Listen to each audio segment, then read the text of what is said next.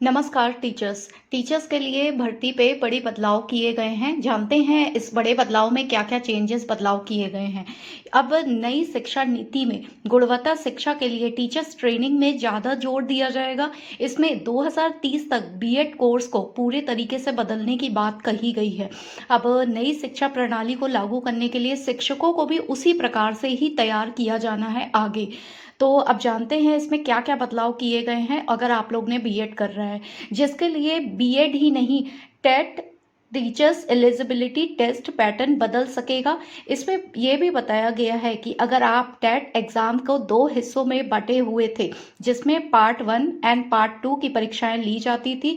अब स्कूली शिक्षा व्यवस्था के ढांचा को बदलने के साथ ही टेट का स्ट्रक्चर को भी 4 भागों में बांटा गया है। टीचर्स इस वीडियो को ध्यान से देखें। इसमें फाउंडेशन, प्रिपरेटरी, मेडल और सेकेंडरी के अनुसार टेट का पैटर्न सेट किया जाएगा। आगे ये भी बताया जा रहा है कि अगर आप टेट के जरिए विषय शिक्षक की भर्ती के समय टेट या संबंधित सब्जेक्ट यानी कि एनटीए टेस्ट स्कोर चेक किया जा सकता है। सभी विषयों की परीक्षाएं और एक कॉमन एप्टीट्यूड टेस्ट का आयोजन नेशनल टेस्टिंग एजेंसी के द्वारा किया जाए। सो टीचर्स ध्यान से इस वीडियो को देख लें। बड़े बदलाव किए गए हैं टीचर्स भर्ती के लिए।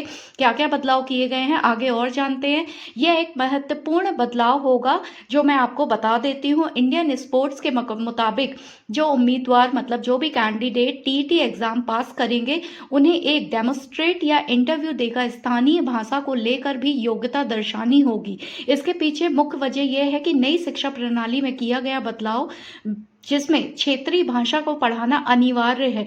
मतलब जिस भी स्टेट से हैं आप, उस के लिए वो भाषा अनिवार्य है। इसीलिए यहाँ पर यह भी देखा जाएगा कि शिक्षक बच्चों को स्थानीय भाषा में आसानी से और सहजता से पढ़ाने के काबिल है या नहीं है। अब जो वैकेंसी आएगी वह स्थानीय भाषा के आधार पर ली जाएगी टीचर्स को।